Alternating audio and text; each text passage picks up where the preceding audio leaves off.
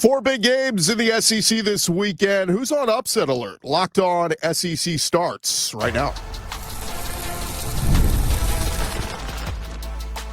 You are Locked On SEC, your daily podcast on the Southeastern Conference. Part of the Locked On Podcast Network, your team every day. And what's up, everybody? Welcome into Locked On SEC. It's great to have you guys along. I'm Gordy. Thanks for making Locked On SEC your first listen every day. Shout out to everydayers for making us your first listen each and every day. Of course, you can find us on YouTube or wherever you get your podcasts. And today's episode is brought to you by Mazda. Like our players, we sweat every detail because when you make every move count, pulling off the unexpected is only the beginning. Stay tuned later for highlights in this week's Moving the Game Forward Mazda Move and Be Moved. As we get into week 6 in the SEC, it's a pleasure now to bring in a very special guest. He is our guy, David Cohn. You know him from co-host of Crain and Company. Of course, he is also a musical artist, a former college quarterback. I mean, the guy's an entrepreneur. He does it all. David Cohn, welcome in, man. How are you? Chris, I can't tell you thank you enough for having me on. It's a real pleasure, and I'm excited to talk some ball with you. Yeah, we see each other every year at, I think, SEC Media Days and hear it about, so it's finally fun to just kind of get together one-on-one and have you here on the show. I want to just dive right into it, David. One of the big games this weekend is Texas at Florida. I was kind of doing a deep dive into looking at film on Arch Manning, and it's like, that opener against Ohio State, it was the first week. It was week 1. We didn't really know what to expect and all this. And then Texas played 3 cupcakes. So, we still really don't know what this Texas team is. And I get Florida stinks, but the defense is pretty good. So, What have you seen on film from Arch, and what do you think we can expect in this game?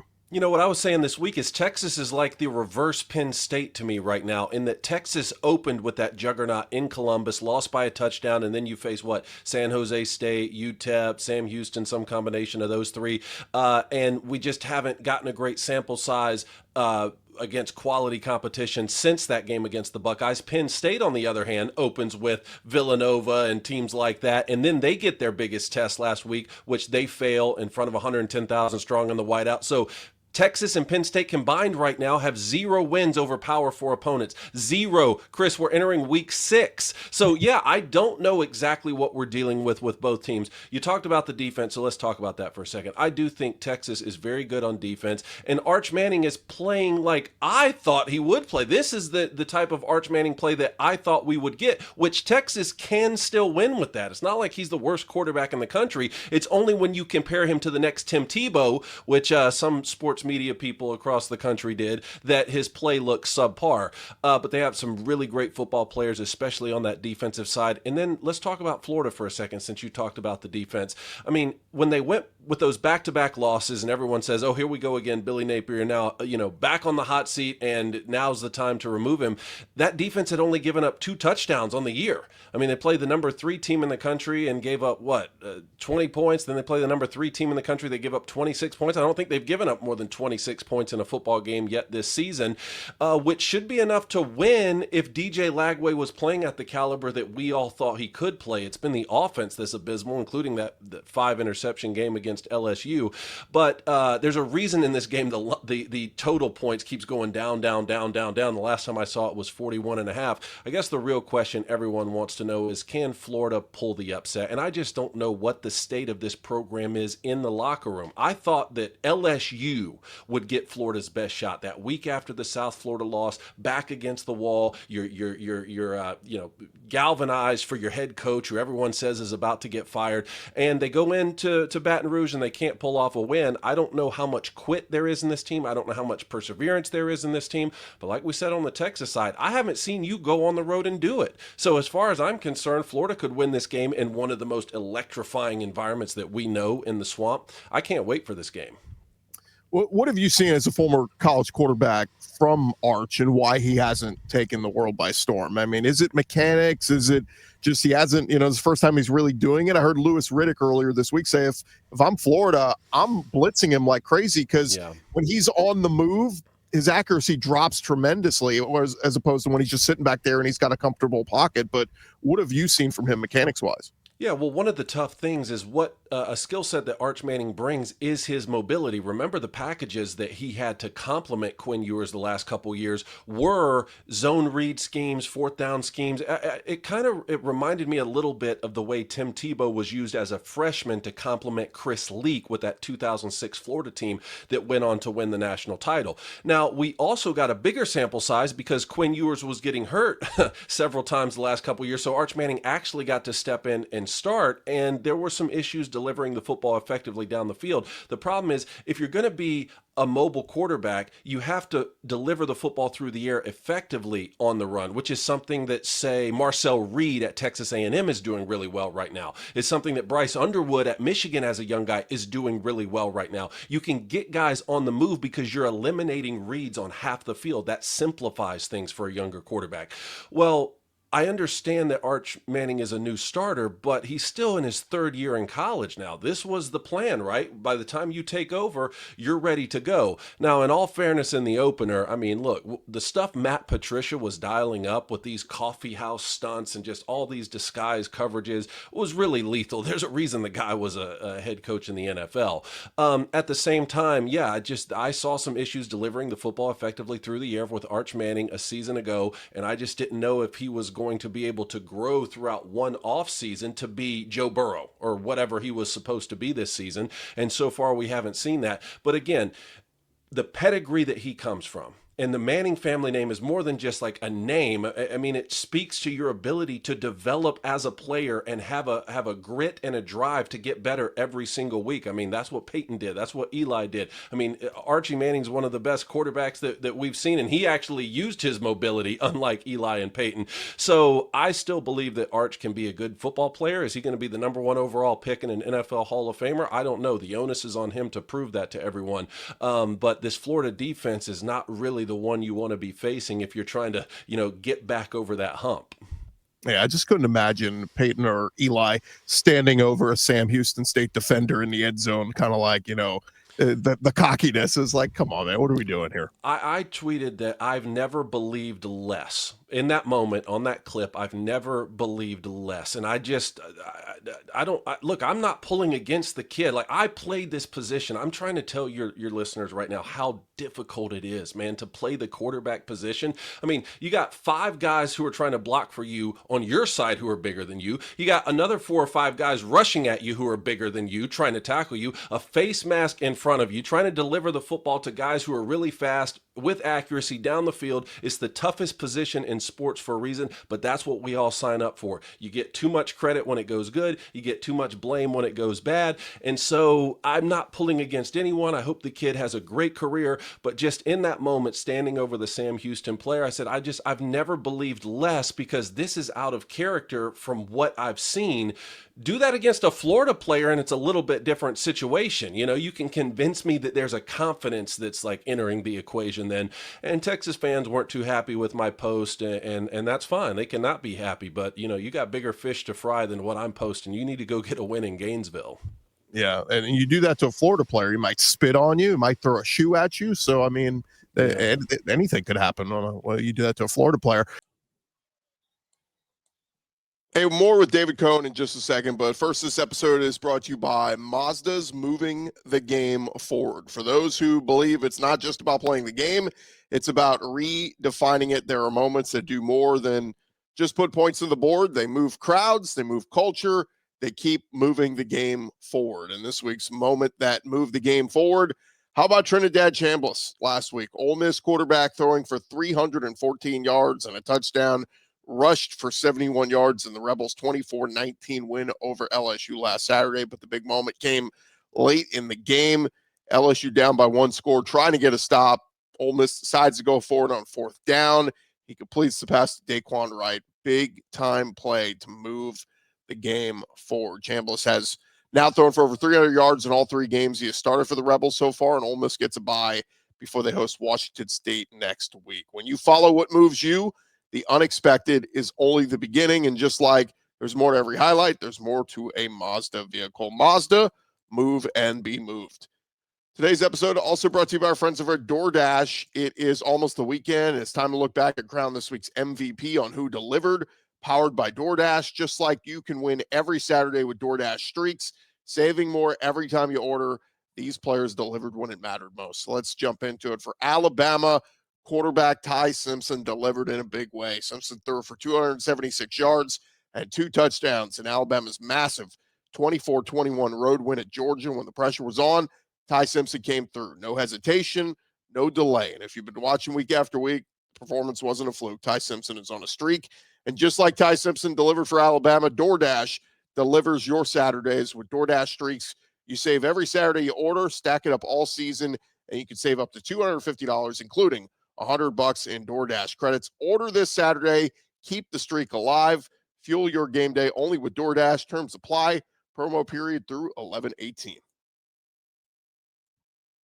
We're talking with David Cohen, of course, co-host of Crain and Company. And David, the other big game this weekend, it's where college game day is going. It's Alabama or hosting Vanderbilt. And I mean, it's crazy to think that this has turned into, an actual marquee game based off of what happened last year with one of the biggest upsets in the history of college football. But man, the believing in both teams. I mean, Ty Simpson's been on a roll, a monster win on the road at Georgia last week. He's looked great. But Diego Pavia coming out this week and saying, look, if we take care of business between the white lines, it won't even be close. What do you make of this matchup? Well, I think the language is kind of humorous there. If we take care of business, it won't even be close. That doesn't necessarily mean close in Vanderbilt's favor, but I understand protecting himself from a semantics point of view. But can we just take a moment to celebrate that we're talking about Alabama and Vanderbilt and that College Game Day is going there? And they didn't fluke their way to this. This is a testament to what Clark Lee has done and honestly what Diego Pavia has done. And I said in the offseason, sell the Vanderbilt stock now. It will never be higher. And since I said that, all they've done is win, win, win.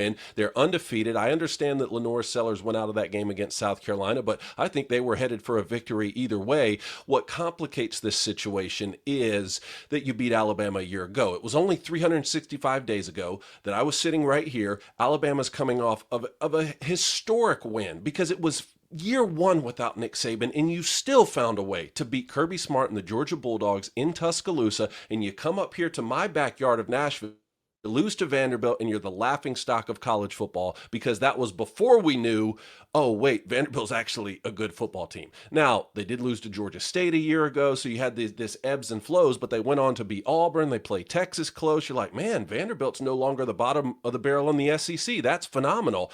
Now, like I said, undefeated, and Alabama once again coming off of a historic win because now you beat Kirby Smart and Georgia in between the hedges, and now you're going to get to host Vanderbilt. One of the interesting storylines to me is there were two quarterbacks who talked a lot in the offseason. Diego Pavia was one, which is why I said sell the stock. SEC teams are going to have a lot to say about all that talking he did. The other one was Florida State quarterback Thomas Castellanos, and I remember Alabama defensive players saying, all disrespect, handle it. And they didn't handle that disrespect accordingly. They lost in Doak Campbell to open the season. Since they lost that game to Florida State, they've done every single thing you could possibly ask a team to do. Ty Simpson is delivering the football as effectively as anyone in the country. The accuracy is absolutely shocking me. I've seen how they've handled adversity. Now with a big win against Georgia, how can they handle prosperity? Can you take an opponent like Vanderbilt and not look past them? Obviously, I think it gets easier to not look past them when two things happen. One, you lost to them a year ago, and two, Vanderbilt's a good football team, and I think they're putting everyone in the country on notice. Yeah, I go back to DeBoer, as up and down as it's been since he's been there. They haven't lost a home game yet, so I think that works in their favor. And Ty Simpson, 4 games, no interceptions. I think that's pretty. I mean, as a quarterback who throws it a bunch, that's pretty impressive. I saw him in person in Bryant-Denny against Wisconsin, and before that with UL Monroe, and after the Florida State loss, and he was 17 for 17 in that game. I said, hey.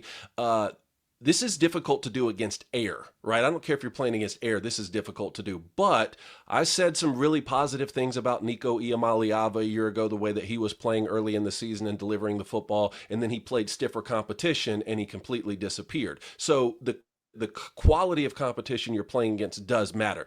Then they face Wisconsin. I'm at that game in person. Wisconsin's not a very good football team, but that's still a Power 4 opponent. They have good players over there. And to watch what Ty Simpson was doing, I said, man, this kid can really play. It looked like that first 17-play drive against Florida State before they forgot for 3.5 quarters. That's why I took him against Georgia. And I'm glad that I took that underdog pick because they went in between the hedges and he continued to play high quality football. Ryan Grubb, the offensive coordinator, called a great game. And now I'm interested to see, how do you regroup here against the Vanderbilts of the world? And how can you move forward as you head into play LSU and Oakland? And you get another revenge matchup with Oklahoma coming to you this year, which you didn't even score a touchdown against a year ago. So there's a lot to like this Alabama team, especially now they've gotten some guys healthy. I mean, you can see what a difference Tim Keenan makes on that defensive front. You can the difference running back Jam Miller makes now that he's back, and not even just running the football. Watch him in pass protection, how he's helping out Ty Simpson. So this Alabama team is very, very lethal, but I love the fact that we're talking about this game because they're legitimately two good football teams. David, real quick, just a quick thought on Kentucky at Georgia. Obviously, Kentucky's looking like one of the worst teams in the SEC. Georgia licking their wounds after they lost to Alabama. They're going to want to I'm calling this the get-right game for Georgia. They're going to want to get right here. Mm-hmm. Yeah, well, how many times have we seen Georgia play Kentucky, and usually it's on the road or something, but Kentucky gives them a really good game and Georgia gets out of there with a 24-20 win or something like that and say, hey, we won the game, we did our job. I have a feeling it's going to be a little bit different flavor of ice cream this time. I have a lot of respect for Coach Stoops, but this is not a high caliber Kentucky team. And then on the Georgia side, what's interesting to me is I understand some of the frustration with Georgia fans just because you've had so much success, but there still seems to be an Alabama problem when I think Georgia fans thought it was just a Nick Saban problem. And sometimes you got to remind them, hey, Alabama's still really good and there's a lot of really good players. Playing Tennessee as close as they did, getting out of there with an overtime win, only to lose to Alabama at home. There might be a little bit of skepticism, a lot of questions, but I think those are two good football teams, and you split those, and you got a big win on the road against a Tennessee team who we thought might take a step back after Nico Iamaleava left, and all they did was get better with Joey Aguilar under center. So that's a good win to me, and I just will remind Georgia fans, hey, since the last time Alabama won a national championship, you've got two, and oh, by the way, as disappointing as it was last year, you're still the defending league champs, okay? And I think team show up and play like that. And honestly, Gunnar Stockton hasn't been the problem. That kid's been putting the ball on the money. He is a gamer. That's not a weak link of the team. They still ran the football very well against Alabama. And to be honest with you, I think that Alabama-Georgia matchup we saw a week ago could be a preview of the SEC championship game. Now let's see what Ole Miss continues to do. There's so many teams in the expanded conference now that maybe one of those teams with a loss is going to get boxed out. But if we see a rematch of Alabama-Georgia, I'd be very interested in taking Georgia in that game because it's hard to beat a good team twice in a year, and they run the football very effectively. Here's a line for you. It's the first time we're ever going to see a gunner versus a cutter. And as we know, David, you don't bring a knife to a gunfight. So hey, post that one, bud. Well done. last one for you real quick, David. Mississippi State at A&M. You got to love Jeff Lebby, man. They were on the precipice, this close to beating Tennessee last week. I think they're going to give A&M a game.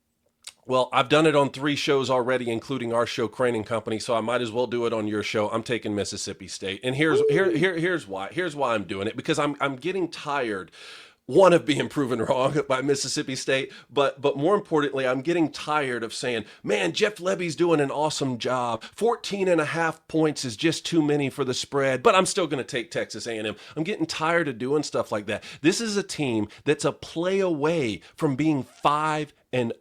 Now, do they have the depth in the middle and late part of the season to be able to go win some of these games down the stretch? I don't know. We're going to find out. But I'm tired of disrespecting this team. What Jeff Lebby has done is truly incredible. On the Texas A&M side, though, because I don't want some Texas A&M fans to get angry at me and just think that Mississippi State's going to go in and just bully this team around. There's so much to like about A&M, particularly on the offensive side. Maybe the best wide receiver duo in the country. I talked about Marcel Reed earlier. The way he's delivering the just from the pocket, but on the move is very exciting. I think they need to ratchet some things down on the defensive side. Mike Elko's the right guy to be able to do that. But man, the way they go take games at the end, if you watch that Notre Dame game, after Notre Dame drops the hold for the PAT, Texas A&M takes the kickoff back, called back for holding. Then they drive down the field. Then it's 4th down and they throw the game-winning back shoulder to a blocking tight end. It's like any way they need to beat you, they're going to find a way to beat you. So I really like this Texas A&M team. Obviously, they're going to be in College Station, but I'm just tired of disrespecting Mississippi State. So I'm going to go with the dog in this one. He is David Cohn. You can find him, of course, co-host on Crain and Company. And man, you guys are crushing over at Crain Company. All the videos I see on YouTube, of course, all your social media stuff. Show gets bigger and bigger, right? Thank you so much for saying that. Yes, sir. I'm very honored to have met Jake and Blaine Crain several years ago. We're honored to have moved to Nashville, Tennessee here. And I'm just proud to be able to talk about college football. I love college football. I've dedicated a lot of my life to it. Got an opportunity to play quarterback at the University of Michigan. As a kid from South Georgia, I had no intention of going that far away from home. But when Tim Tebow went to Florida and Matt Stafford went to Georgia and Mitch Mustain went to Arkansas, the South was kind of locked up. So I'm glad I got an opportunity to play high-level college football. I'm glad I got an opportunity to meet these two brothers, and this show that we have is really doing well. I hope that college football fans across the country are loving it. We love to hear from them, and thank you for having me on today. Awesome, and check out his music too. David's please pretty good do musician as well. Brand new album, Richest Man in Town, out, recorded right here in Nashville with Dolly Parton's producer Kent Wells. Thank you for bringing it up. Love it, David. Thanks for the time, man. We'll do it again soon. Thanks so much.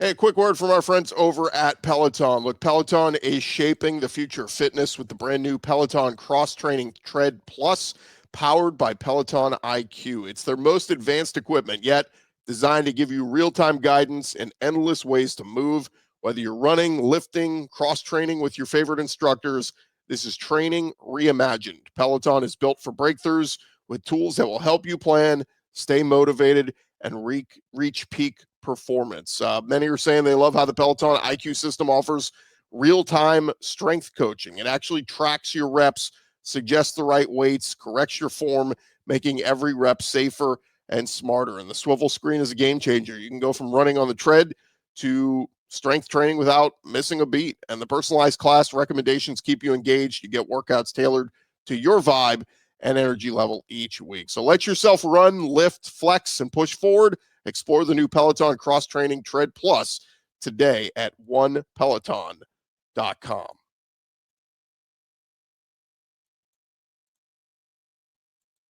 All right, thanks again to David Cohn for joining us. Normally we would have our celebrity guest picker in this segment, but had a late cancellation, rescheduling deal, so we're going to get him on hopefully next week. But we'll just take a look at our standings.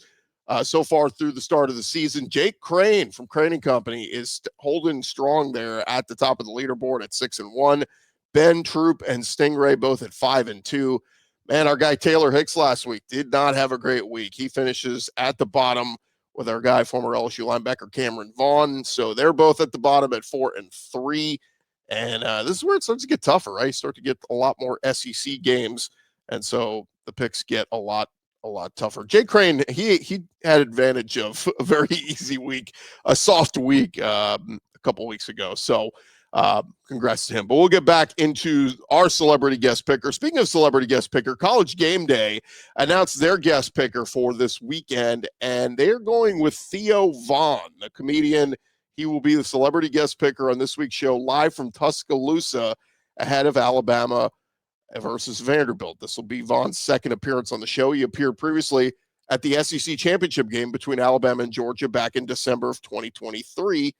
Theo went 5-3 in his picks that day. But this selection kind of angered some Alabama fans because they're going, wait a minute, he's a Vanderbilt guy. He's been in Nashville, lives in Nashville. He's been cheering for Vanderbilt. I saw Bama Hammer. They put out an article basically saying, yeah, this isn't cool. Like, they come to Tuscaloosa and they forget, like, Alabama's the home team. Why are you not giving us somebody Alabama related? He says Theo Vaughn has none, zilch in terms of connection to Alabama, but his college football connection this season has been him trying to take Diego Pavia's mom on a date. So maybe the College Game Day crew trying to play that angle and a little bit of a joke, but obviously they had Lee Corso, his farewell week 1 against Ohio State. But every week since then, it's basically somebody with a tie to either that school or that state. In week 2, you had in Norman, Oklahoma, it was Trae Young, former Oklahoma basketball player. In week 3, Knoxville, you had Candace Parker, former Tennessee women's basketball player. Week 4 in Miami, they had the Florida Panthers hockey player. And week 5, last week at State College, they had LeVar Arrington, former Penn State football player. So this is an interesting choice, to say the least, to go with Theo Vaughn, former or fan of Vanderbilt, but no ties to Alabama. And Courtney McKinney on Twitter, she threw out there Nate Oates, Justin Thomas, Channing Tatum, Stone Cold Steve Austin, Melissa Joan Hart, James Spann, literally any former Bama player. And y'all picked the Vandy humper, Theo Vaughn. Disrespectful. So, yeah, look, it is what it is. I guess the game day crew kind of saying, hey, we can play up this whole angle of Pavia's mom. Maybe they'll get Pavia's mom on the set and make it a matchmaking thing or something. I don't know. We'll see. But quick, before we wrap things up, I wanted to catch you up on the latest injury report news. Texas, with a couple of players upgraded and one downgraded on Thursday night's report. Running back Trey Wisner and wide receiver Emmett Mosley both upgraded from questionable to probable on Thursday. Matt Zenitz reported that both players are expected to take the field against the Gators. This will be the first time we see Emmett Mosley, the Stanford transfer wide receiver for the Longhorns. And of course, Trey Wisner, who was one of the best rushers in the SEC last year, has been battling injury this year. But one position to look out for, starting cornerback Malik Muhammad, downgraded from probable to questionable for the Longhorns. He's got 9 tackles and 2 pass breakups this season. So one of their better corners. And if he doesn't go, that will be a missing piece there for Texas. How about for Alabama, Vanderbilt? We know that defensive lineman for Alabama, James Smith, is going to miss the first half after being ejected from the Georgia game last week for targeting. Most notably, Keon Sabb, not listed on the injury report, so he figures to be good to go for the Tide. So that is good news. That is going to do it for this edition of Locked On SEC. Thank you guys so much for joining us all week. We had some great episodes all week long, and hopefully you guys can join us on Monday. We'll have our winners and losers of the weekend. I'm Chris Gordy. This has been Locked On SEC. Everybody have a great weekend, and we'll talk to you guys on Monday.